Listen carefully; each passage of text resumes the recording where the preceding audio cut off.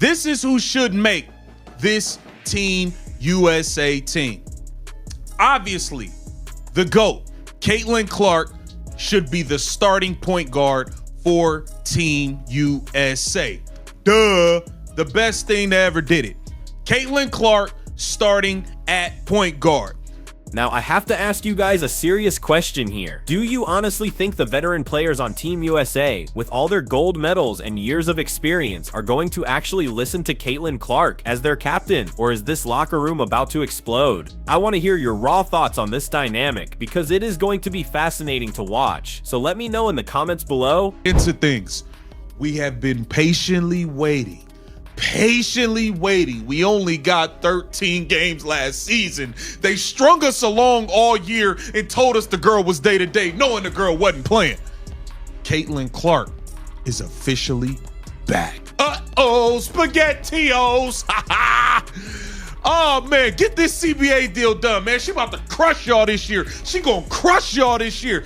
This is the massive news we have all been waiting for, the kind of headline that stops the entire sports world in its tracks. The announcement just officially dropped, and let me tell you, the entire WNBA is in absolute complete shambles right now. Caitlin Clark has officially been named the captain for Team USA, and the shockwaves from this decision are hitting every single rival in the league with the force of a hurricane. Guys, it's a total game changer. Let's talk about the cultural impact of this for a minute.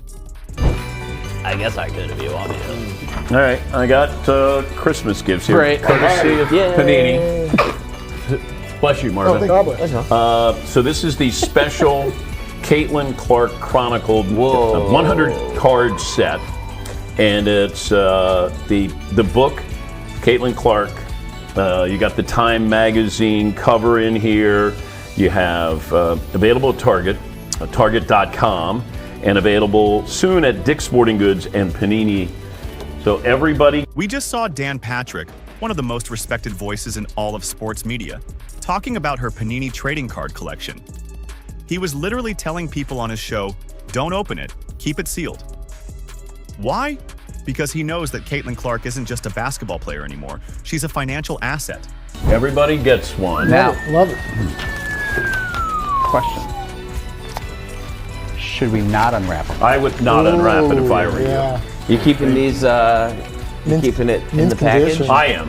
You are? Yeah. You're a collector. I am a collector. Look, if you thought the drama in the WNBA was already at a boiling point with the hard fouls and the media snubs, you haven't seen anything yet because we just entered a whole new dimension. The news just broke that Caitlin Clark has been elected as the captain for the Team USA squad, and that is a sentence that changes everything. Now let's just sit with that for a second and really process what that means for the hierarchy of women's basketball. Of the league is dumb as blank. And it literally like pisses me off when people are like, she's at the face of the league. Who would be? What? Sabrina? No. No, there's really good, well-known people in our league. I'm not discrediting them. Like, we have a lot of badasses in our league. Yeah. Like, hell yeah to that. I'm all for that. But when people try to argue that she's not the face of our league, Yeah. or if our league would be where we're at without her, you're dumb as Yeah. You're literally dumb as You guys played. That wasn't a whisper. That was. I mean, can you seriously imagine the look on the faces of some of these rivals when they got the notification? The people who spent all season trying to tell us that she was just hype, that she was a product of the media machine, they must be feeling like they just walked face first into a brick wall because their narrative just got completely dismantled by Team USA itself. We aren't talking about her just making the roster, which we all know she should have done the first time around without any debate. We are talking about her leading the whole thing, wearing the captain's band and calling the shots. The face of the league just became the undisputed voice of the nation, and if you listen closely, you can practically hear the collective teeth grinding coming from every other corner of the league as the old guard realizes there's a new sheriff in town. It's hilarious, honestly, when you look back at everything that's been said. For months, we've heard the same old tired arguments repeated ad nauseum. She needs to pay her dues. Her shot won't work at the next level. She's not really the face of the league. Well, apparently, Team USA and the powers that be decided to look at the reality of the situation and determined that not only is she the face, she's the boss of the entire operation. This is huge, guys, and I cannot overstate how significant this moment is. It's a total game changer that flips the script on every veteran who thought they could gatekeep the league. Let's talk about the cultural impact of this for a minute, because it goes way beyond just putting a ball in a hoop. So everybody, pay attention to this because it perfectly illustrates her value. We just saw Dan Patrick, who is easily one of the most respected and legendary voices in all of sports media, talking specifically about her Panini trading card collection. He was literally telling people on his national show, begging them essentially, don't open it, keep it sealed, preserve the value. Why would he say that? Because he understands the market, and he knows that Caitlin Clark isn't just a basketball player anymore in the traditional sense. She's a legitimate financial asset, a blue chip stock in human form that is only going to increase in value as her legend grows. He was looking at that box and saying, should we not unwrap it? I would not unwrap it if I were you, because he knows that in 20 years, that sealed box is going to be worth a college tuition. He recognizes that history is being written right now, and you don't mess with a collector's item of this magnitude. But then you have the other side of the argument, the pure excitement of the moment, where someone just can't resist and says, I am. Because the temptation to see those cards, to hold a piece of history in your hands right now, is just too powerful for some fans to ignore, regardless of the future value. Just look at the retail madness that ensued. Target sold out of her pre-order boxes at $85 a pop within hours of them going live. We're talking mere hours before the entire inventory was wiped clean. People are dropping serious holiday cash, money they could be spending on anything else, just to own a small piece of her story because they believe in her trajectory that much. And now, that story includes an incredible new chapter, being the captain of the most prestigious basketball team in the world. Panini didn't just make a standard trading card for her like they do for everyone else.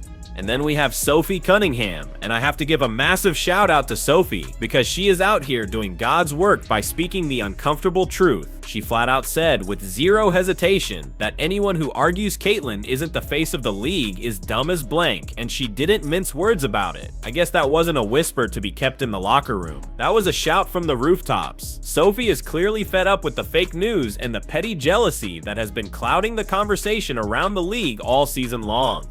They made a massive 100-card chronicle dedicated entirely to her specific journey, documenting every step of her rise. That's the kind of superstar treatment you usually only see for generational icons like LeBron James or Tom Brady after they've won multiple championships. It's not something you see for someone who just finished their rookie year in the WNBA, but that's the point. She is breaking every rule in the marketing book. Caitlin isn't atypical anything. She is completely unique in the landscape of sports. She's an anomaly that defies all the previous metrics we use to measure popularity. And while certain people in the league want to pretend that's true and act like it's just business as usual, the market is screaming otherwise with every sold-out jersey and trading card box. You've got Doug Gottlieb out here trying to break down her mechanics, saying her form isn't great and that she needs to change her shot to be more efficient. Meanwhile, that not great shot is going in from the logo with Splash Brother efficiency and generating millions of dollars in revenue for the entire league. It's sarcasm at its finest when the so-called experts tell you how to play while you're busy rewriting the history books and saving the league's economy. She's fed up with the people who are trying to discredit what is happening right in front of their eyes, denying the obvious impact of the Caitlin Clark phenomenon. She has no reason to lie about this. She doesn't play for Indiana. She's a competitor. She doesn't get a commission on Caitlin's jersey sales. She's just a player who is tired of the denial and wants to acknowledge reality. Sophie even anticipated the haters and the counter arguments before they could even make them.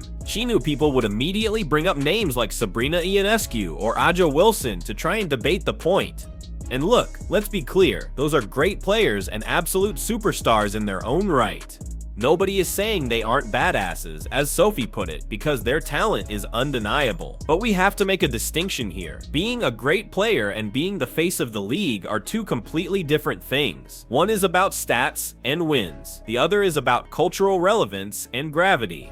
The rivals are in shock because they thought they could keep her in a box, minimize her shine, and make her wait her turn. They thought they could welcome her to the league with hard fouls and cold shoulders, and eventually she'd just blend in and become one of the girls. But instead, that strategy backfired completely, and she's standing on top of the mountain holding the captain's whistle, looking down at the people who tried to humble her. She didn't blend in, she took over. The face of the league is the person who makes people who don't even like basketball turn on the TV just to see what happens next. It's the person who makes Panini create a special box set that sells out in a heartbeat because collectors know it's gold. It's the person who gets elected captain of Team USA because they are the center of the basketball universe and the undeniable leader of the new school. The irony is just too good to ignore. All that energy they spent trying to downplay her impact, trying to freeze her out of the offense in the All-Star game, or ignoring her in the media, and it only made her bigger, more sympathetic, and more popular. It's like trying to put out a fire with gasoline. You think you're smothering it, but you're actually just fueling the flames and creating an uncontrollable inferno of popularity that consumes everything in its path.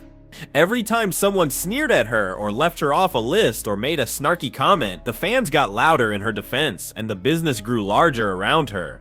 Now think about what this does to the upcoming CBA negotiations and the future of player salaries. The players are out here wanting more money, better travel accommodations, charter flights, and higher salaries across the B. Agod. And let me be clear, they absolutely should want those things, and they deserve them. But you have to ask yourself, where is that influx of money coming from? It's coming directly from the Caitlin Clark effect. It's coming from the sold-out arenas in cities that never sold out before, the record-breaking TV ratings that rival the NBA, and the massive corporate partnerships that didn't exist 2 years ago. It's funny how the narrative changes when reality hits you in the face. Remember when people said her style of play wouldn't translate to the pros? That she'd be too small to get her shot off or too slow to defend elite guards? Now she's leading the Olympic squad, the most elite collection of talent on the planet. Clearly her game translates just fine, and it translates into winning and leadership at the highest possible level. So when these rivals are sitting at the negotiating table asking for a bigger slice of the pie, they have to realize that Caitlin is the one who bought the ingredients, baked the pie, and served it up on a silver platter. You can't resent the chef while you're asking for seconds. And now she's the captain of the national team, which cements her status at the very top of the food chain. The leverage she has is insane, and the jealousy that creates in some of these locker rooms must be off the charts, bubbling over in every group chat in the league. I'd love to see the critique of her form now from the naysayers. Is it still not great when it's leading a gold medal charge and commanding the respect of the national program? The silence from the critics is getting louder by the day. The sarcasm writes itself at this point. The people who doubted her are now having to follow her lead, and that is a poetic justice that you rarely see play out so perfectly in sports. Caitlin has been staying incredibly low-key lately too, which is the smartest move she could make. She hasn't been out here doing a million interviews or clapping back on Twitter. She's been in Indy, training, getting stronger, and staying focused on the work. But even when she's silent, she's the lead story on